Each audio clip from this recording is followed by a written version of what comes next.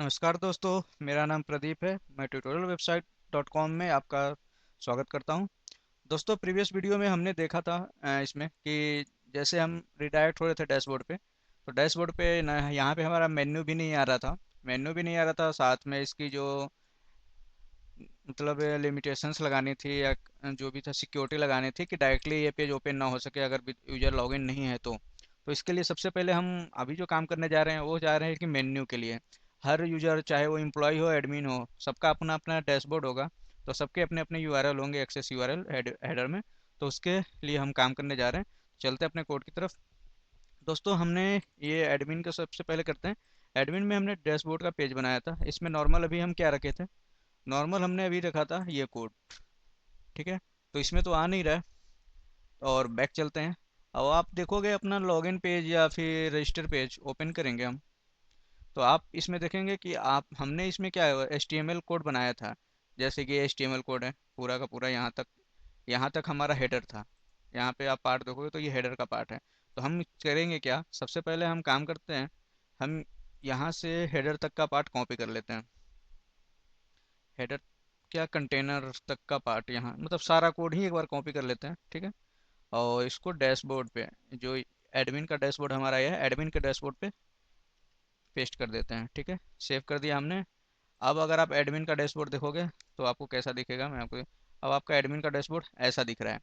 अभी जो है CSS वगैरह नहीं आ रहे हैं, क्योंकि एडमिन के डैशबोर्ड में आप देखोगे CSS इसलिए नहीं आ रहे हैं क्योंकि CSS का पाथ क्या है, CSS style slash style CSS, लेकिन एडमिन वाले फोल्डर में हमारा CSS का कोई भी फोल्डर नहीं है।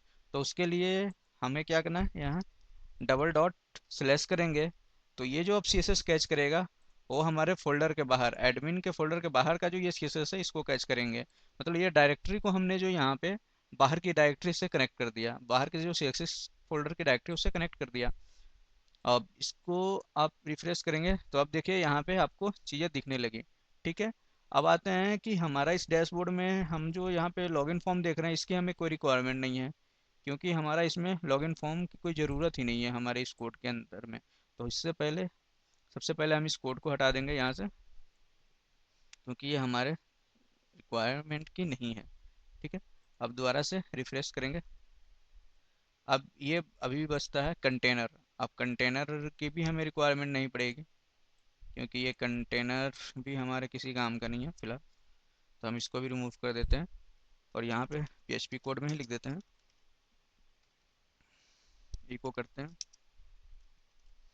जिसमें हमने पहले भी लिखा था, welcome welcome to admin dashboard. ठीक है, सेव किया हमने, गए, दोबारा रिफ्रेश किया। आप यहाँ पे मैसेज शो हो गया। अब हमें क्या चाहिए, हमें यहाँ पे रजिस्टर चाहिए। रजिस्टर इसलिए चाहिए क्योंकि रजिस्टर पेज को हम, एडमिन क्या करा, एम्प्लॉय और डैशबोर्ड, अगर सुपर एडमिन है तो एम्प्लॉय को भी ऐड कर सकता है और डैशबोर्ड, सॉरी उसको भी, एम्प्लॉय को भी ऐड कर सकता है, और एक नया एडमिन अगर ऐड करना चाहे तो एडमिन भी ऐड कर सकता है। तो इसके लिए सबसे पहले हम क्या करेंगे, हमारे पास ये रजिस्टर पेज है। तो रजिस्टर, यहाँ जो हमारा पेज था रजिस्टर और रजिस्टर इंसर्ट यूजर, ये दोनों को कट कर लेंगे यहाँ से और इसको एडमिन में पेस्ट कर देते हैं। इससे क्या होगा, अब जो ये पार्ट होगा, अब ये जो रजिस्टर पार्ट हम जो डायरेक्टली एक्सेस करते थे, जैसे /REGISTER register dot PHP file करते थे, तो ये देखिए एरर आ रहा है, क्योंकि अब मैंने यहाँ से हटा दिया। क्योंकि अब ये चीज़ जो है रजिस्टर करने का पार्ट जो है सिर्फ एडमिन के पास अथॉरिटी रहेगी और किसी के पास नहीं रहेगी। लेकिन अगर एडमिन, जब /admin करके रजिस्टर डॉट REGIS, सॉरी,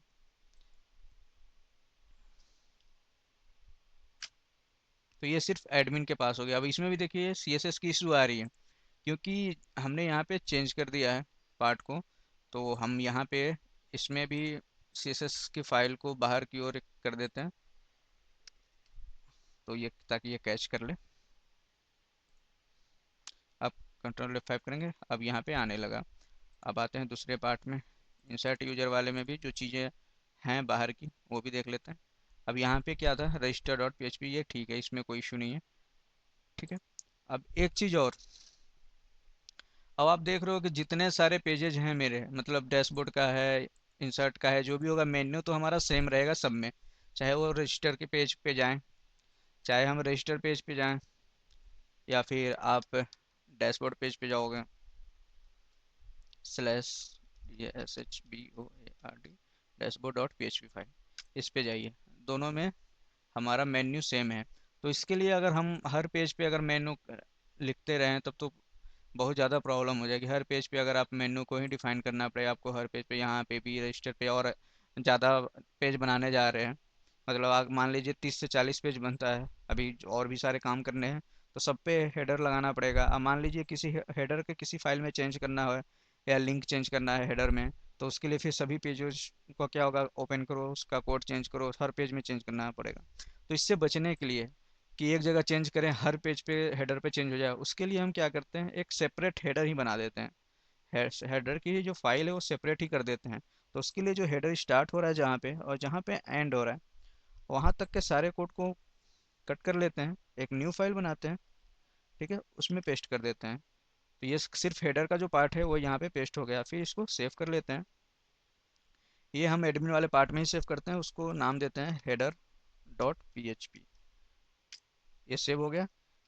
अब PHP में क्या होता है, अगर आपको एक फाइल को दूसरी फाइल में इंक्लूड करना होता है, तो उसके लिए हम इंक्लूड फंक्शन होता है हमारे पास, जो कि हम यूज करते हैं, ठीक है।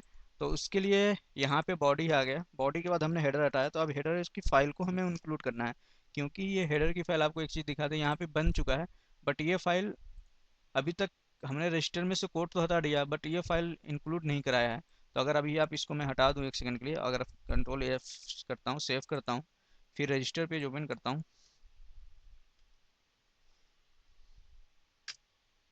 तो देखिए यहाँ से हेडर गायब हो गया, गायब हो गया। अब इसको लाने के लिए हमें PHP में फाइल, अगर एक फाइल को दूसरे फाइल में इंक्लूड करना होता है, तो हम एक फंक्शन यूज़ करते हैं, वो होता है इंक्लूड। इंक्लूड के आगे स्पेस देंगे, डबल कॉलन और सेमी कॉलन से बंद करेंगे। अब हेडर फाइल इंक्लूड करना है, तो यहाँ पे हेडर डॉट PHP लिख देंगे। बस इतना लिखना है। इतना लिखने के बाद इसके आगे ऊपर हम कमेंट डाल देते हैं एक बार को, कि यहाँ पे हम क्या काम कर रहे हैं।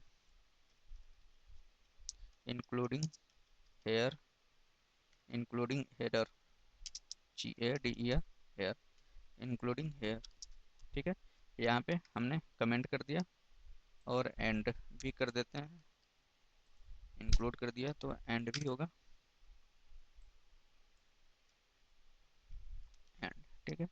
ये हो गया हमारा। अब हम यही पेज को रिफ्रेश करते हैं, तो आप देखिए फिर से हमारा हेडर आ गया, ठीक है। अगर मैं इसमें और भी चेंजेस करता हूँ, सपोज ये अगर मेरा एडमिन पार्ट है, तो एडमिन पार्ट में मुझे रजिस्टर की तो ज़रूरत पड़ेगी, बट हमें इसकी ज़रूरत नहीं पड़ेगी, सर्च की नहीं पड़ेगी, लॉगिन की जगह लॉगआउट की ज़रूरत पड़ेगी, तो उसमें अब हम चेंज करते हैं। हेडर पार्ट में गए, हेडर पार्ट में रजिस्टर तो सही है। अब ये सर्च वाला पार्ट जो है, ये फॉर्म जो है सर्च का, ये हम हटा देते हैं यहाँ से, क्योंकि इसकी रिक्वायरमेंट नहीं है मुझे। ये लॉगिन की जगह हम लॉगआउट कर देते हैं, लॉगआउट, और यहाँ पे URL भी लॉगआउट कर देते हैं, लॉगआउट डॉट PHP, ठीक है। और ये सेव करते हैं। अब आप देखिए, रिफ्रेश कीजिए, रिफ्रेश करते हैं तो सर्च का बाहर हट गया, रजिस्टर का रह गया, और लॉगआउट का यहाँ पे रह गया। इसमें और एक्स्ट्रा जो मेन्यू होगा बाद में हम बनाएंगे, अभी मैं 1 2 3 बना के आपको दिखा देता हूँ। यही कॉपी कर देता हूँ। जैसे एडमिन के पास क्या होगा, एम्प्लॉय ऐड करने का ऑप्शन होगा, लीव अप्रूव करने का होगा, मैसेज करने का होगा, सारी चीज़ें जो हमने पहले डिस्कस की थी, मैं आपको दिखा देता हूँ एक बार फिर भी। हमने जो डिस्कस किया था प्रोजेक्ट, वो चीज़ था, मेरे पास जो फाइल मैंने सेव किया था वो शायद ये था, हाँ। एडमिन पार्ट में क्या क्या होगा, एम्प्लॉय क्रिएट करने होगा, अपडेट करने का होगा, डिलीट, असाइन टास्क, ठीक है। हम असाइन टास्क पे जा, एक को डाल देते हैं असाइन टास्क, TS टास्क सिर्फ डालते हैं, एक को लीव डाल दें, लीव। अब URL सेम रहने दीजिए, कोई प्रॉब्लम नहीं है, पहले देख लेते हैं मेन्यू बनता है या नहीं। इसको सेव करते हैं, तो आप देखिए रजिस्टर हो गया, टास्क हो गया, लीव हो गया। ये तो हमारा इसमें चेंज हो गया। अगर अब आप डैशबोर्ड देखेंगे, तो डैशबोर्ड में अभी भी सर्च है, लॉगिन है। क्यों? क्योंकि हमने डैशबोर्ड पे अभी कोई चेंजेज नहीं किया है। अब हम चलते हैं डैशबोर्ड वाले पेज पे। ये हमारा डैशबोर्ड पेज है। और हमारा यहाँ से हेडर स्टार्ट हो रहा है और यहाँ पे हेडर बंद हो रहा है। अब यहाँ से हेडर को मैं डिलीट कर देता हूँ, ठीक है। और सेम प्रोसेस अब यहाँ भी, जो यहाँ पे हेडर हमने इंक्लूड किया था रजिस्टर पेज पे, सेम हेडर का ये जो कोड है ये मैं कॉपी करता हूँ और यहाँ पे पेस्ट कर देता हूँ, ठीक है। तो अब रिफ्रेश करते हैं तो हमारा वही सारे मेन्यू जो चीज़ मुझे चाहिए वो यहाँ पे आ गए। तो अब इसके लिए मुझे, अगर मुझे अब हेडर में चेंज करता हूँ तो जो चेंज यहाँ चेक करूँगा वही चेंज मुझे यहाँ इस डैशबोर्ड पे भी मिल जाएगा। वही चेंज हेडर में हम अगर रजिस्टर पेज करेंगे तो वहाँ भी हमें मिल जाएगा। तो इससे एक फ़ायदा ये हुआ हमारा हेडर अलग करने का कि चेंज हम एक जगह करेंगे और जितने भी पेज और बनाएंगे इसके अंदर वो सारे पेज पे सेम हेडर कॉल करा देंगे। तो हमें एक जगह चेंज करना है, सारी जगह रिफ्लेक्ट करना है, तो बार बार हमें हर पेज के हेडर को चेंज नहीं करना पड़ेगा। ये तो था एडमिन पार्ट में। ये हमने हेडर बनाया, मेन्यू बनाया सबके लिए। और टास्क असाइन करना होता, अभी तो हम यूआरएल सेम ही रखे हैं, हेड रजिस्टर पेज का यूआरएल है तो इस तरह से आ रहा है। अब लॉगआउट के लिए, अब सपोज लॉगआउट पेज पे आया बाहर, अभी लॉगआउट पेज हमारे पास है नहीं, तो सबसे पहले एक चलते हैं, एक लॉगआउट पेज बनाते हैं, कंट्रोल न्यू, इस पे डालते हैं लॉगआउट, ठीक है। इसको सेव कर लेते हैं लॉगआउट डॉट पीएचपी के नाम से। पहले इसके अंदर एक पीएचपी फाइल करते हैं, लिखते हैं, ठीक है। इसमें हम लिखते हैं, इसी सेशन स्टार्ट करते हैं, स्टार्ट फंक्शन हमने लगाया और हम इसको सेव करते हैं। इसमें डालते हैं लॉग आउट डॉट पीएचपी। ये हमारा सेव हो गया ये पेज, ठीक है। अब अगर आप रजिस्टर पेज पे हैं, अभी हमने लॉगिन नहीं किया है, ठीक है दोस्तों, मैं फिर बता रहा हूँ, अभी हमने लॉगिन नहीं किया है, हम अभी डायरेक्ट एक्सेस कर रहे हैं। तो सबसे पहले यही कर देते हैं। अगर यूजर लॉगिन नहीं है, यहाँ पे सेशन जनरेट नहीं है, तो ना तो रजिस्टर पेज पे आ सकता है वो लॉगिन होके, ना किसी और पे। तो उसके लिए चलते हैं हेडर पे। हमारा जो मेन चीज़ होगा उसके लिए हम यहाँ एक फ़ाइल बनाते हैं, इसके अंदर एक फ़ाइल बनाएंगे, चेक यूजर, कंट्रोल न्यू बनाएंगे, इसमें डालेंगे चेक, सॉरी, पीएचपी कोड लिखेंगे पीएचपी, ठीक है। इसमें डालेंगे यूजर्स, सेशन स्टार्ट इसमें करेंगे सेशन अंडरस्कोर start_अंडरस्कोर फंक्शन, ठीक है। यहाँ पे इसको हम सेव कराएंगे, इसको सेव कराएंगे बाहर, क्योंकि ये हमें यूजर दोनों में चाहिए, एम्प्लॉय में भी चेक करना है और एडमिन में भी चेक करना है। तो पर्टिकुलर हम एक में नहीं बनाएंगे, किसी में एक नहीं, यहाँ एक फोल्डर बना देते हैं पहले, उसको ऑथेंटिकेशन कहते हैं, AUTH ऑथेंटिकेशन। इसके अंदर चेक यूजर के नाम से या ऑथेंटिकेशन के ही नाम से बना देते हैं, AUTH ऑथेंटिकेशन डॉट PHP, इस नाम से सेव करा देते हैं, ठीक है। और मैंने ये सेव करा दिया, तो अब यहाँ पे क्या होगा, सेशन जनरेट हो गया, ठीक है। अब आपको एक चीज़ और मैं दिखा देता हूँ, लॉगिन पेज पे हम जाते हैं, फिर मैं दिखाता हूँ, ये लॉगिन अकाउंट का लॉगिन था। अभी हम क्या कर रहे थे, यहाँ पे रोल डिफाइन किया था हमने, लेकिन सेशन में अभी हम कोई वैल्यू पास नहीं कराए हैं जिसको कि हमें चेक करना हो। अब इसके लिए फिर हम क्या करेंगे, अब यहाँ पे क्या होगा, अब यहाँ पे एक सेशन आईडी जनरेट करेंगे, जिसे चेक करेंगे हर पेज पे, अगर वो सेशन आईडी मैच करता है तब तो ठीक है, अदरवाइज यूजर लॉग आउट रहेगा। वो सेशन आईडी कुछ भी हो सकता है, ठीक है। अब आएंगे सेशन अंडरस्कोर आईडी, ठीक है, equal to S E session underscore ID function होता है सेशन आईडी क्रिएट करने का, ठीक है। अब इस आईडी को क्या करेंगे, इस आईडी को अब चेक करेंगे हर साइट पे, अगर ये सेट है तब तो ठीक है, अदरवाइज हम क्या, लॉग आउट हो जाएगा, ठीक है। अब इस चीज़ के लिए चेक करते हैं, हम आते हैं ऑथराइजेशन पे। अब यहाँ पे चेक करेंगे इफ़ इस सेट, क्या जो हमने बनाया था लॉग, इस पे लॉगिन होने पे रोल चाहे जो भी हो, लेकिन यहाँ पे एक आईडी जनरेट होकर इस पे आ जाएगी, लेकिन अभी है कि एक सेशन में इसको डालना पड़ेगा इस आईडी को। तो सेशन में किस नाम से डालेंगे इसको, अंडरस्कोर एस सेशन ऑथ के नाम से हम कर देते हैं, AUTH authentication equal to session ID.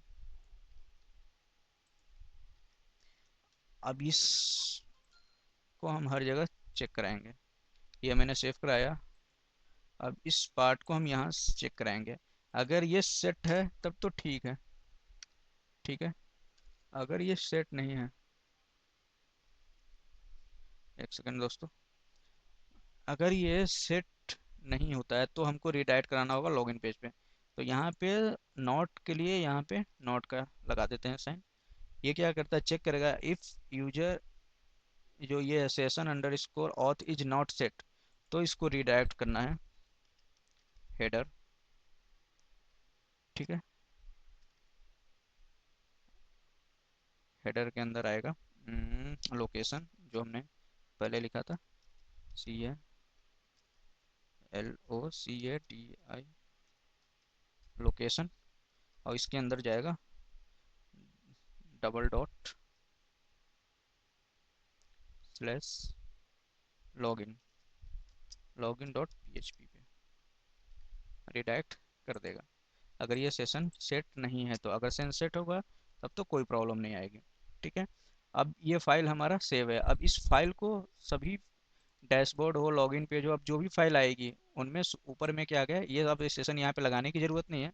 यहाँ पे अब सीधे उस फाइल को सिर्फ इंक्लूड कराना है हमें।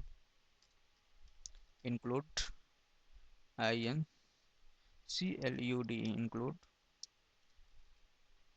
स्पेस देंगे, सेमी कॉलम लगाएंगे, और यहाँ पे क्या लिखेंगे, कौन सा फाइल, ऑथ, पहले फोल्डर का नाम, क्योंकि इसमें हमारा क्या है, ये फोल्डर इंक्लूड कर रहे हैं हम यहाँ पे। उस फोल्डर से बाहर आ रहा है, ऑथ फोल्डर में जा रहा है। तो सबसे पहले कि एडमिन से बाहर आने के लिए हम क्या लगाते हैं, डबल कॉलन, बाहर आ गया। उसके बाद कौन सा फोल्डर है, AUTH, ऑथ नाम का फोल्डर है इसका। फिर उसके अंदर AUTH.PHP फाइल है। ठीक है, ये हमारा इंक्लूड का हुआ। अब आते हैं डैशबोर्ड पे, यहाँ पे क्लिक करते हैं। तब ये देखो लॉगिन पेज पे आ गया। अगर हम अब हम डायरेक्ट एक्सेस करेंगे डैश एडमिन स्लैश डैशबोर्ड पे, तो इसमें क्या आ गया, डायरेक्ट इस पे लॉगिन पेज पे भेज दे रहा है, ये एक्सेस नहीं करने दे रहा है। यही अगर आपने लॉगिन किया है, ठीक है, अब मैं पासवर्ड डालता हूँ। अब हम लॉग करते हैं, तो अब देखिए क्या आ जाता है। अब ये डैशबोर्ड पे जाने दे रहा है। अब हम लॉगिन हैं तो ये हमें यहाँ पे रहने देगा। ठीक है, रहने देगा। अभी हम रजिस्टर पेज पे जाते हैं। ठीक है, तो अब देखो रजिस्टर पेज पे तो अभी हैं, क्योंकि अभी हमने वैलिडेशन रजिस्टर पेज पे नहीं लगाया। अब यही पार्ट, यही वैलिडेशन क्या करेंगे, अब रजिस्टर पेज पे भी लगा देंगे। सेशन पे ऊपर चेक करेगा इस सेट है या नहीं है। ठीक है, अभी इस सेट है, तो अब इस पे भी चल देगा। ठीक है, अब यहाँ पे आते हैं लॉग आउट के फंक्शन पे। लॉग आउट के फंक्शन पे यहाँ पे हम गए, बट यहाँ कहीं रीडायरेक्ट नहीं हो रहा है। लॉग आउट पे चला गया, बट यहाँ पे कुछ भी नहीं हो रहा है। अब आए लॉग आउट के पेज पे, हमने सेशन स्टार्ट कर लिया है। ठीक है, अब लॉग आउट पे क्या होता है, अब हम सीधे करते हैं, हम जो अभी तक सेशन बनाए हैं, जो कि लॉगिन पेज पे आपको दिखाएं, ये सेशन जो बना हुआ है, ये वाली सेशन आईडी, ये जो चाह रही है, इसको हमें क्या होगा, लॉगआउट पे क्या करते हैं, हम इस आईडी को डिस्ट्रॉय करते हैं या अनसेट करते हैं। आपको मैंने बताया था कि हम पहले भी सेंड करते हैं, तो उसके लिए क्या होगा, अनसेट कर देते हैं इसको। जैसे ही अनसेट करके, ठीक है, अनसेट कर देंगे यहाँ पे, और इसको रीडायरेक्ट करा देंगे उस पे, लॉगिन पे। बस इसमें ज़्यादा लॉगआउट में, लॉगआउट वाले पेज पे हमें ज़्यादा फंक्शन लगाने की ज़रूरत नहीं होती, बस इतना ही लिखना होता है। सेशन स्टार्ट करना होता है ताकि ये सेशन की वैल्यू को कैच कर सके। सेशन स्टार्ट करके वैल्यू कैच करके उसको अनसेट करा देते हैं, और फिर इसको लोकेशन डिफाइन कर देते हैं कि इसको जाना किस पेज पे है बेसिकली। तो इसको जाना कहाँ है, लॉगिन पे, लॉगिन डॉट PHP फाइल पे। ठीक है, अभी आप देखो कहीं रिडायरेक्ट नहीं हुआ था। ठीक है, अभी हमने ये लगा दिया, अब हम इसको रिफ्रेश कर देते हैं, तो अब ये देखो लॉगिन पेज पे आ गया, क्योंकि यहाँ पे अब लॉग आउट हो गया। अब हम फिर एडमिन डैशबोर्ड पे जाते हैं, लॉग आउट पे आ जा रहे हैं, बार बार लॉगिन पे आ रहे हैं अब। या फिर एडमिन के रजिस्टर पेज पे जाइए आप, एडमिन के रजिस्टर पेज पे हम आ रहे हैं, तो वो भी लॉगिन पेज पे भेज रहा है, क्योंकि अब हमारा सेशन नहीं है। अब हम दोबारा से इसमें लॉगिन करते हैं, पासवर्ड डालते हैं। अभी देखो एडमिन डैशबोर्ड पे आप आ गए। ठीक है, अब आप रजिस्टर पेज पे भी जा रहे हो, कोई प्रॉब्लम नहीं है। अब यहाँ पे हेडर में एक चीज़ और चेंज करते हैं। हेडर पे रजिस्टर रजिस्टर तो हो गया, इसके ऊपर एक और बनाते हैं जिसको डैशबोर्ड लिख देते हैं, क्योंकि यूआरएल डैशबोर्ड का तो आने का नहीं है ना, यहाँ पे डैशबोर्ड का, डैशबोर्ड, और यहाँ पे डैशबोर्ड का यूआरएल कर देते हैं DASHBOARD, डैशबोर्ड डॉट PHP। अब रिफ्रेश करते हैं तो यहाँ पे अब डैशबोर्ड का, अब ये देखो दोस्तों, हमने हेडर में चेंज किया था, यहाँ पे मैंने हेडर में ही सिर्फ चेंज किया है। अब देखो डैशबोर्ड पे भी ये अपने आप आ गया, रजिस्टर वाले पेज पे भी आ गया डैशबोर्ड वाले यूआरएल। तो इस तरह से हमें हेडर का बेनिफिट आपको पता चल गया, हेडर अलग बनाने से क्या फ़ायदा होता है, लॉगआउट कैसे करते हैं, ये फंक्शन आपने यहाँ पे मैंने बता दिया। और उसके लिए authentication, after login authentication check करने के लिए हर पेज पे कि यूजर का सेशन एक्टिव है या नहीं है, उसके लिए हम यहाँ से चेक करते हैं। यहाँ पे हमने कंडीशन लगा दिया कि कैसे चेक करेंगे। अगर ये सेट नहीं है, जो कि हमारा लॉगिन पेज पे हम सेट करते हैं, पहले लॉगिन जैसे किया काउंट हो गया, तो यहाँ पे एक सेशन आईडी जनरेट कर दी हमने, ये फंक्शन होता है सेशन आईडी जनरेट करने का। ठीक है, ऑटोमेटिक एक आईडी जनरेट हो जाती है। ठीक है, उसके बाद अगर वो है तो उस आईडी को हम पास करा देते हैं सेशन के वेरिएबल में, जो कि ऑथेंटिकेशन के नाम से मैंने एक वेरिएबल यहाँ पे डिफाइन किया, यहाँ पे पास करा दिया। ऑथेंटिकेशन में इसी को चेक करते हैं कि ये सेट है या नहीं है। अगर ये सेट नहीं होता है तो लॉगिन पेज पे सीधे ऐड करा देगा, अदरवाइज अगर सेट है तो आपको इस पेज पे ही छोड़ देगा जिस पेज पे आप हो। अब हम फिर से लॉग आउट करेंगे तो क्या जाएंगे, हम जाएंगे लॉगिन पेज पे। ठीक है, लॉगिन पेज पे करेंगे तो लॉगिन पेज पे अब रजिस्टर पेज पे यहाँ पे एरर आएगी, तो हमें अब क्या है, रजिस्टर पेज हटाना पड़ेगा लॉगिन पेज से। तो लॉगिन पेज पे जाएंगे, क्योंकि अब रजिस्टर का कोई काम ही नहीं है, हमें रजिस्टर इसमें रखना ही नहीं है, तो हम यहाँ से रजिस्टर का हटा देते हैं। और फॉर्म की भी हमें ज़रूरत नहीं है, तो हम सीधे यहाँ से फॉर्म की भी हटा देते हैं। ठीक है, और भी इंफॉर्मेशन आप डाल सकते हो इस पे यूआरएल पे, जैसे कि होम पे और डाटा डालना है तो वो भी डाल सकते हैं। तो इस तरह से हमारा बनता है। अब जैसे हमारे पास ये हो गया, लॉगिन का हो गया, लॉगिन का हो गया, रजिस्टर का तो है नहीं, अब यहाँ पे रजिस्टर की ज़रूरत ही नहीं है, सीधे डैशबोर्ड है, डैशबोर्ड पे आप सीधे उस पर कीजिए। अब हम एक बार एम्प्लॉय वाले पे चलते हैं। एम्प्लॉय वाले, एम्प्लॉय पे आए, एम्प्लॉय में देखिए अभी भी है, जबकि हमने लॉगिन किया है। अगर हम लॉगिन नहीं भी कर रहे हैं तो भी इसको हम एक्सेस कर सकते हैं। तो अब यही चीज़ हम एम्प्लॉय वाले टेबल में भी करते हैं। तो अब चलते हैं एम्प्लॉय वाले में। एम्प्लॉय और इसके डैशबोर्ड में सेम ही होगा, एडमिन के अभी जो है सेम ही रखते हैं। तो हमें क्या चाहिए होगा, यहाँ से ये हेडर उठा लिया हमने, डैशबोर्ड उठा लिया, दो चीज़ें बस हमें एम्प्लॉय में पेस्ट करेंगे हम ले जाके, एम्प्लॉय में गए हमने पेस्ट कर दिया। ठीक है, अब एम्प्लॉय के डैशबोर्ड में आप देखोगे तो हमारा एडमिन बना आ गया। तो हम एम्प्लॉय के हेडर हमें अलग रखना पड़ेगा, एम्प्लॉय के हेडर का लगभग सेम ही है बट अलग करना पड़ेगा। ठीक है, हम यहाँ से हटाते हैं, दोबारा से हेडर ओपन करते हैं एम्प्लॉय का, ये आया एम्प्लॉय का हेडर, EMS, ये डैशबोर्ड एम्प्लॉय कर देते हैं, EMS एम्प्लॉय EMS। ठीक है, तो ये समझने के लिए और भी अच्छा रहेगा। और ये दो चीज़ें जो हैं इसमें, टास्क इसमें भी रहेगा, रजिस्टर इसमें नहीं होगा, तो इसको रजिस्टर को हटा देते हैं क्योंकि एम्प्लॉय के पास रजिस्टर का ऑप्शन नहीं होगा। टास्क चेक कर सकता है, अभी हैश कर देते हैं इसके लिए, और लीव चेक कर सकता है एम्प्लॉय। ठीक है, लॉग आउट कर सकता है, इतना होगा। अब डैशबोर्ड पे चलते हैं, तो अब डैशबोर्ड पे ये आ गया अभी। अब डैशबोर्ड पे थोड़ा चेंज करते हैं, डैशबोर्ड को हमने एडिट किया। अब यहाँ पे जैसे डैशबोर्ड का है वेलकम टू एडमिन, तो welcome to employee, YW employee dashboard, ये भी चलता है, यहाँ पे आ गए। ठीक है, अब इसमें से यहाँ पे नाम चेंज करते हैं, SHBOARD, ये क्या है, हमारा टाइटल है, टाइटल चेंज कर दिया हमने। और अब ये स्क्रिप्ट की भी हमें इस पर ज़रूरत नहीं है, क्योंकि डैशबोर्ड पे कोई वैलिडेशन लगाना तो है नहीं, तो हम अपना पुराने कोड से डैशबोर्ड से इसको भी हटा देते हैं।